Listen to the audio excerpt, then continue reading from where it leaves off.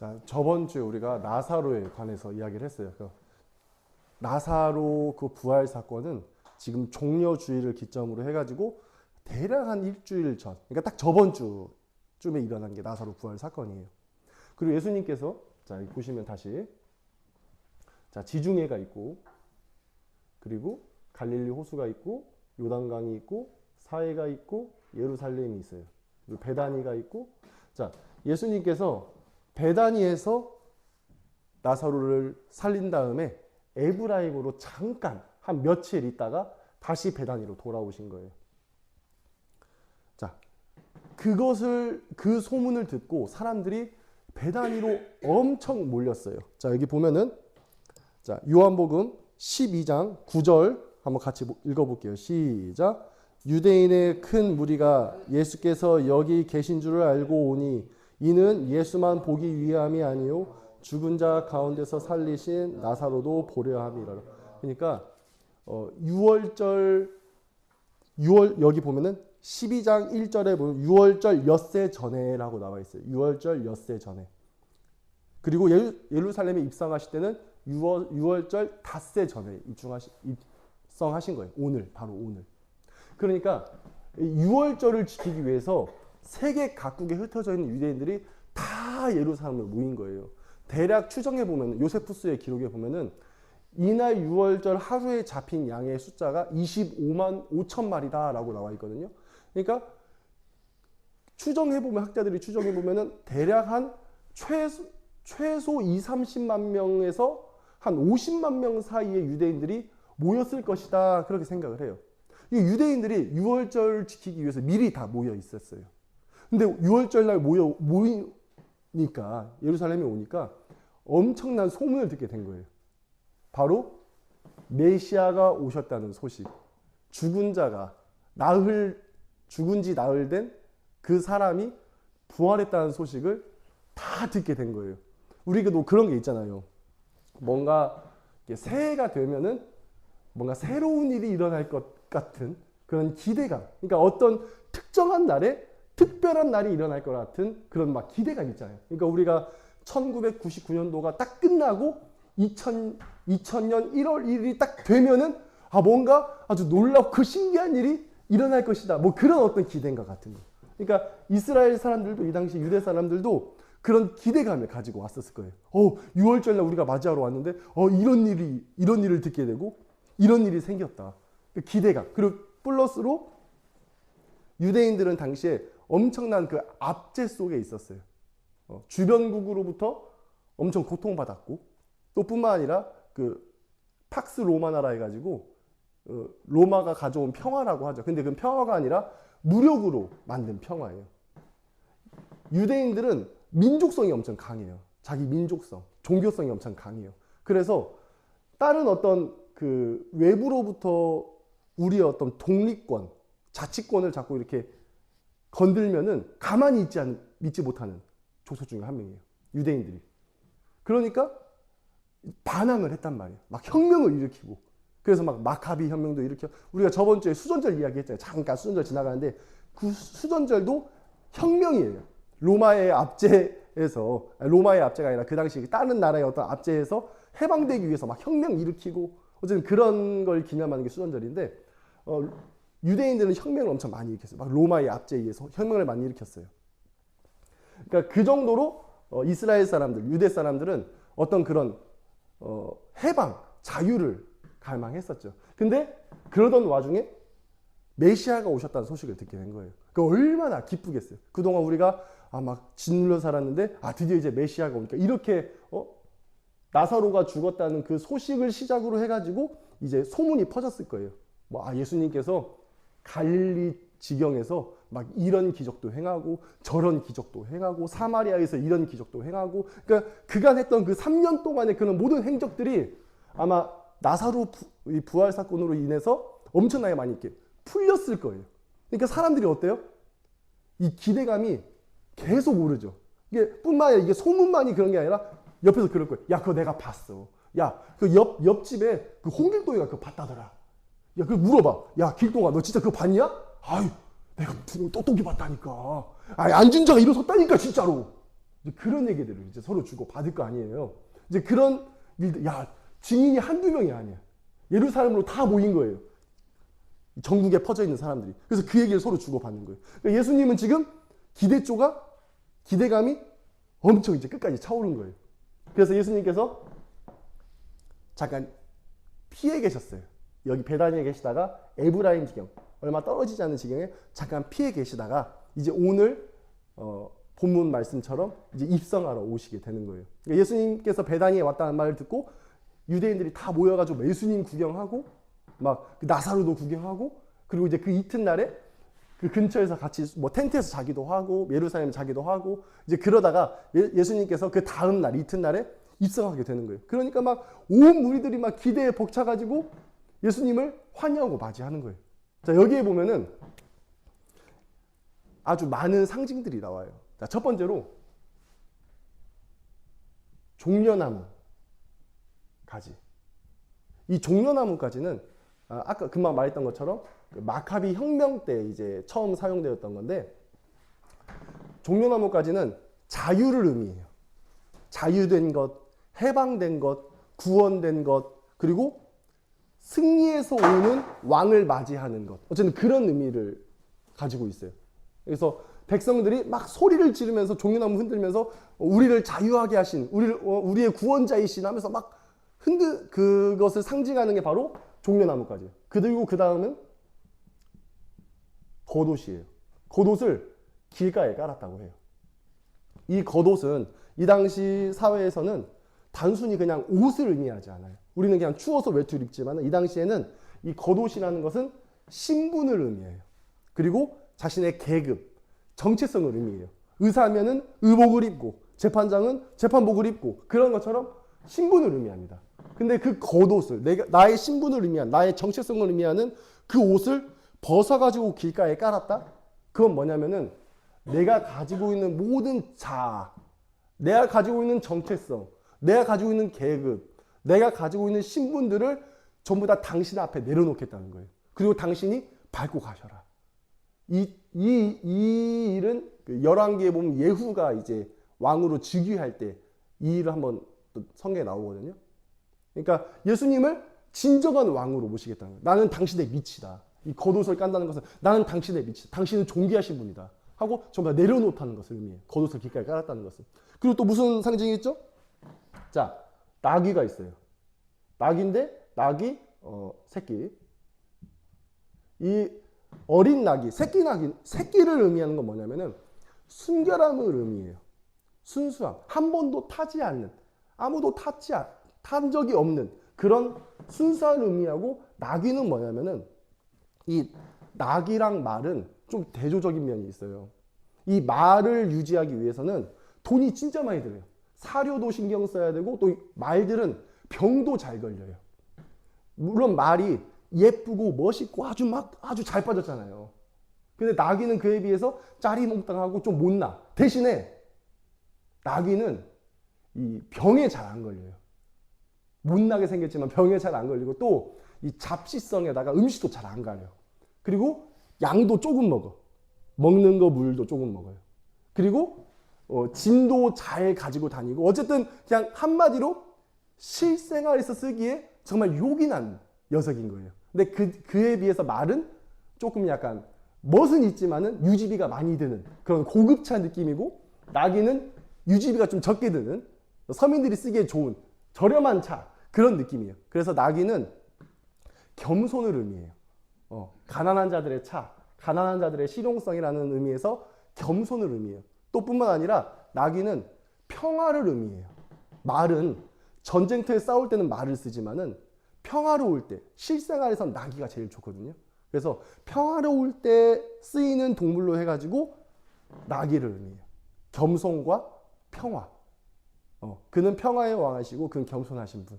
나귀를 의미해요. 자, 그리고 또 무슨 상징이 있죠? 자, 여기 보면은 호산나라고 외치죠. 자, 호산나가 무슨 뜻이냐면은 히브리어로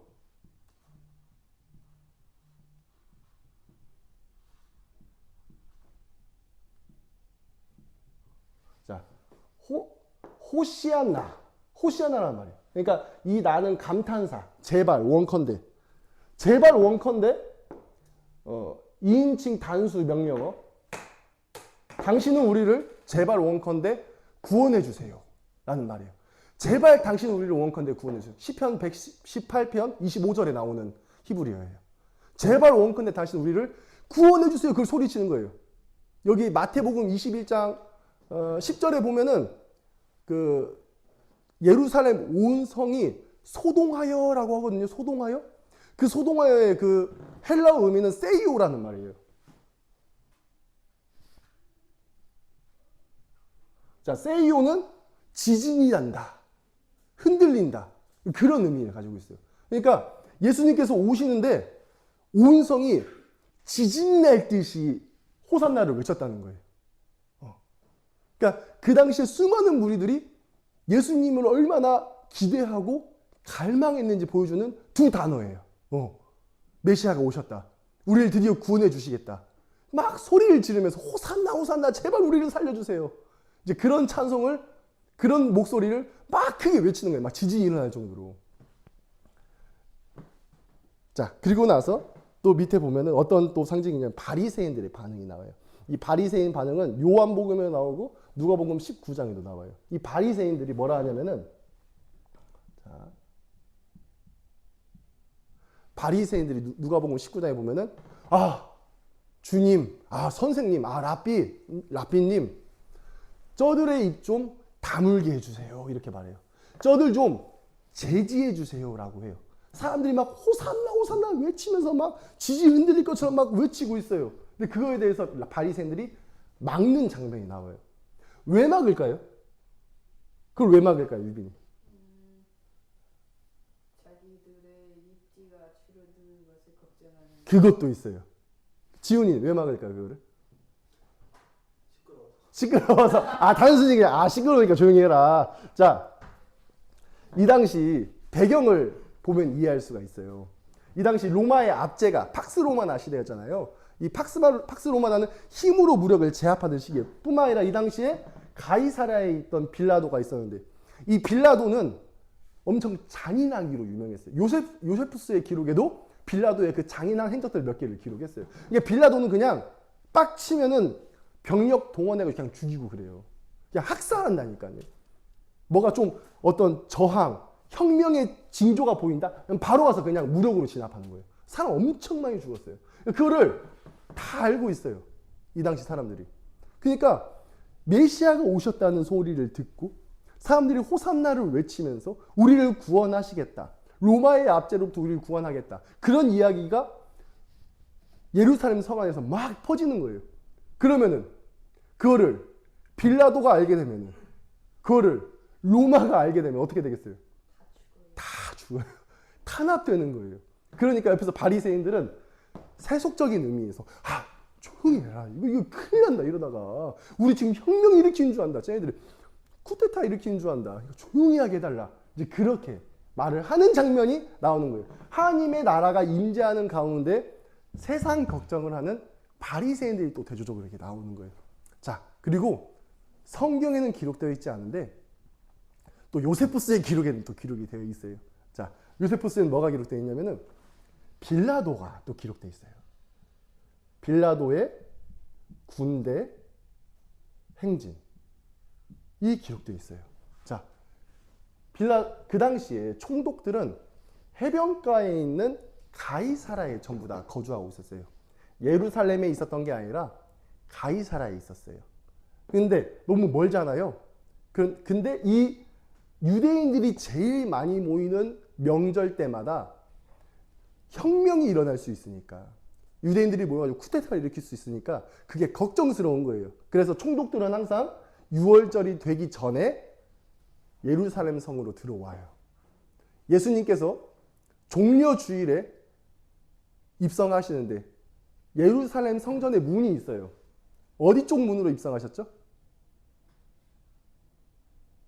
자, 예수님께서 베다니에서 감람산을 지나 예루살렘 성문으로 들어갔어요. 그럼 예루살렘 성문 어디 있겠어요? 위치가 동서남북 동쪽이죠. 그죠? 자, 우리 에스겔 43장 1, 2절 한번 유빈이가 읽어주세요. 그리고 에스겔 44장 1, 2절도 우리 지훈이가 한번 찾아서 읽어주세요. 자, 먼저 에스겔 43장 1절, 2절.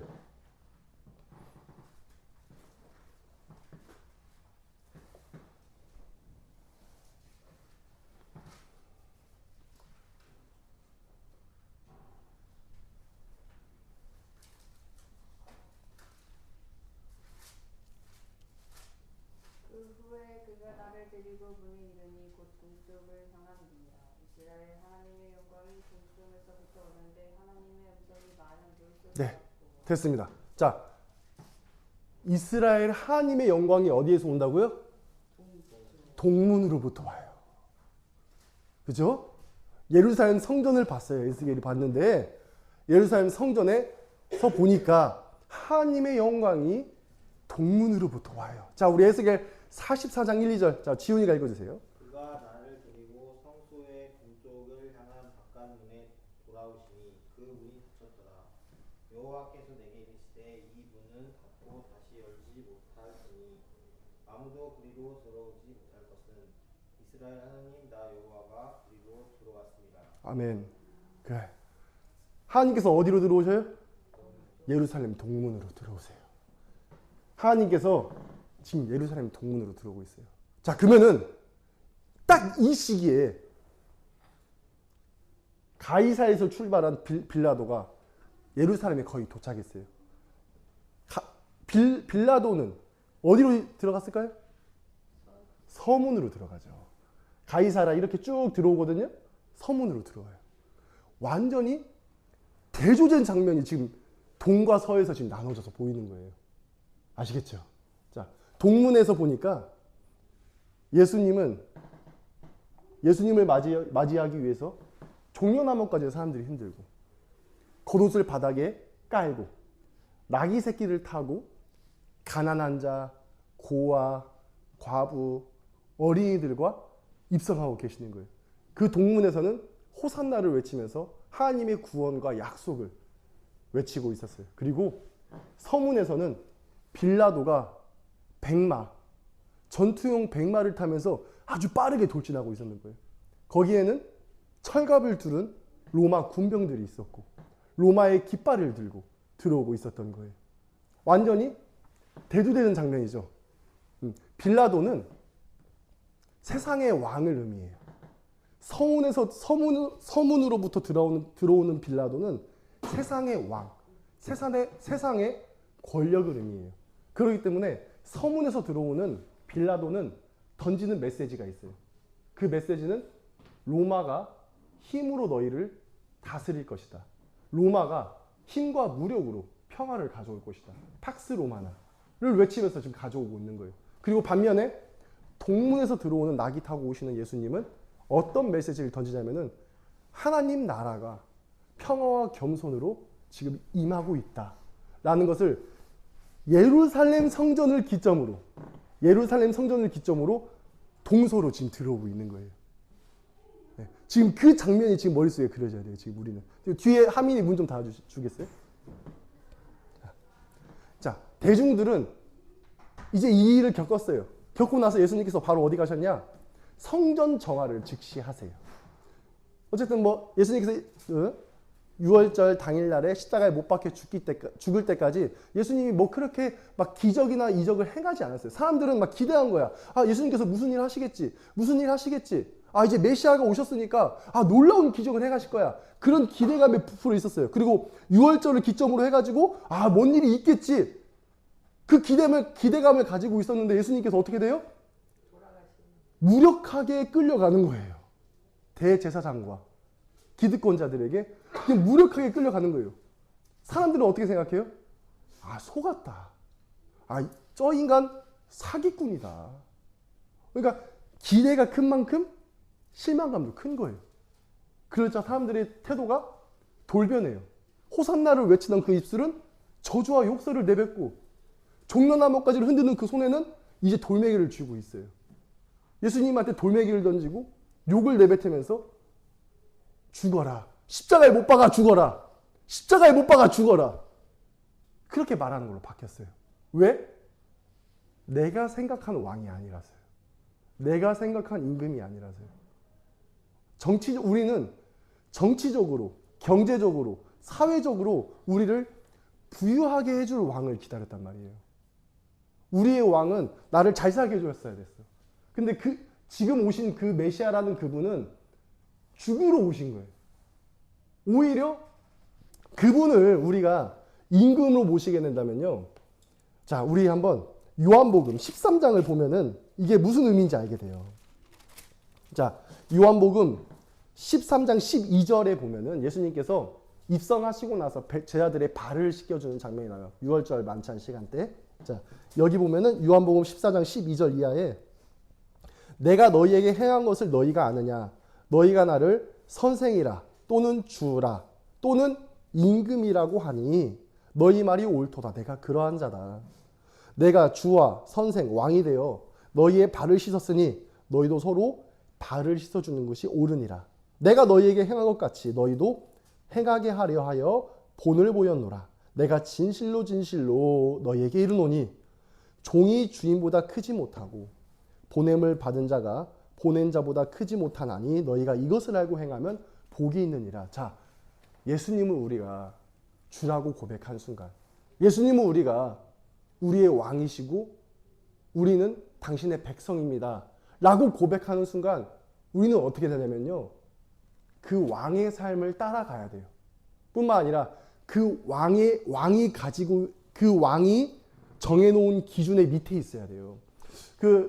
이제 군대 갔다 온 사람은 알 거예요. 딱 보면은 대대장이 타는 차보다 중대장의 차가 좋을 수 없어요. 내가 아무리 돈이 많아도 그래요. 우리가 기업을 다녀도 그래. 기업을 다녀도 내 차가 내 부장님 차보다 좋으면 안 되고 내 차가 내 윗사람 차보다 좋으면 안 돼요. 일종의 경계선인 거예요. 이 선을 넘어가면 안 되는. 그러니까 내 위치를 지키려는 어떤 그런 행동이에요. 똑같아요. 내가 제자예요. 내가 그분의 백성이에요. 난 그를 주라고 고백했고 나는 그를 왕으로 고백했어요. 그러면은 내가 그보다 높으면 되겠어요? 높아질 수가 없어요. 그가 지금 저렇게 굶고 계시고 그가 저렇게 지금 모진 고난에 당하고 계세요. 지금 내가 편안하게 집에 누워가지고 이렇게 다 꽉 꼬우면서 다 누리며 살 수 있겠어요? 내가 그를 왕이라고, 내가 그를 주라고 라고 고백했는데 그럴 수가 없는 거예요. 사람들은 그걸 싫어했어요. 베드로가 뭐라고 해요? 아, 주님 절대 안 됩니다. 당신은 절대로 내 발을 씻지 못합니다 라고 해요. 그 말은 뭐냐면은 저는 낮아지기 싫어요. 당신 왜 낮아지려고 하세요? 절대로 안 돼요. 그렇게 하지 마세요. 대중들은 낮아지고 싶었지 않았어요. 우리는 낮아지기 싫어요. 그래서 그거를 부인하기 위해서 예수님이 십자가에 못 박아 죽은 거예요. 당신은 우리의 왕이 아닙니다. 우린 그렇게 살고 싶지 않아요. 오직 예수님을 십자가에 못 박아 죽여야만이 그를 부정하고 그를 부인할 수 있는 거예요. 그는 십자가에 못 박아 죽었어요. 사람들이 원하지 않는 왕이었기 때문에, 사람들이 원하지 않는 메시아였기 때문에 그는 죽어야만 했어요.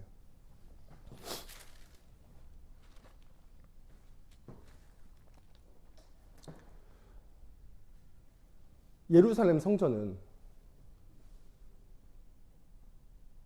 기원 후 70년경에 로마 장군 티투스에 의해서 완전히 함락되고 파괴됐거든요. 자, 그리고 그 뒤로 예루살렘 성전이 재건되었을까요? 어떻게 생각해요? 예수님께서 입성하신 그 예루살렘 성전은요, 기원 후 70년경에 티투스에 의해서 완전히 파괴됐어요. 그리고 성전은 지금까지도 재건되지 않았어요. 성전은 이제 없어요. 그리고 앞으로도 없을 거예요. 그러면 지금 예루살렘 성전에 뭐가 있냐? 지금 과거에 있었던 그 예루살렘 성전에는 이슬람 사원이 있어요. 황금돔이라고. 이슬람 사람들이 이스라엘 사람들이 그거 무너뜨리고 자기 성전 제거한다고 하면 이슬람 사람들이 가만히 있을까요? 가만히 있지 않죠. 절대로 예루살렘 성전은 재건되지 못해요. 예수님께서 입성하시고 그리고 얼마 되지 않아서 그건 완전히 파괴되고 무너졌어요. 이제는 예수님께서 들어가실 성전은 이 땅에 없어요. 그러면은 그 성전은 어디 있냐? 바로 우리 마음에 있어요. 자, 고린도전서 3장 16절에 너희가 성전인 것을 너희가 알지 못하느냐? 너희 안에 성령께서 임하신다. 성령께서 우리 마음의 성전 안에 이제 임하러 오시는 거예요. 예수님께서 이제 우리 마음의 성전으로 이제 입성하러 오시는 거예요. 예수님은 동편으로부터 우리 마음에 입성하러 오실 거예요. 근데 사탄이 가만히 있지 않아요. 세상은 서문으로부터 다시 또 우리 마음에 입성하러 올 거예요. 우리는 선택할 수 있어요. 예수님께서 우리 마음에 들어오시는 것을 영접할 것이냐, 아니면 세상의 왕이 우리 마음에 들어온 것을 영접할 것이냐, 우리는 선택할 수 있어요. 만약에 세상의 왕을 우리가 영접하면은 우리는 교만해질 수 있어요. 우리는 내 마음대로 살 수 있어. 내 유익 구하며 살 수 있고 낮아질 필요 없어요. 세상의 왕은 높이 있으니까 그 높은 데 따라 살면 되는 거예요. 세상의 왕을 본보다 살면 되는 거예요. 근데 동문으로부터 오시는 우리 예수님을 내가 왕으로 모시는 순간 우리는 그와 같이 혹은 그보다 더 밑에서 낮아질 수밖에 없는 거예요. 그가 우리의 발을 씻은 것처럼 우리도 우리 이웃의 발을 씻어야 되는 거예요. 아니, 우리는 그보다 더한 것까지 해야 돼요. 왜냐하면 우리는 그분의 제자니까. 왜냐하면 우리는 그분의 백성이니까. 그분이 거기까지 낮아졌다면 우리는 그 더 밑에까지 낮아져야 돼요. 왜냐하면 우리는 그분의 백성이니까. 근데 누가 그렇게 나아지려고 하겠어요? 근데 우리 모인 여러분은 그렇게 예수님 믿기 위해서 여기 모였잖아요. 그렇죠? 그렇게 예수님께 그렇게 부름 받았어요. 우리 마음에 입성하기 위해서 오는 그 예수님을 이제 우리가 내 마음 안에 주님으로 모셔서 예수님의 삶을 본보다 살아가고 그분의 평화, 그분의 겸손, 그분의 사랑, 그분의 하나님 나라를 내가 먼저 영접해서 내 마음 안에서 이루고 성취하는 그런 우리 인피제일교회 청년들이 다 되기를 예수님의 이름으로 간절히 축원합니다.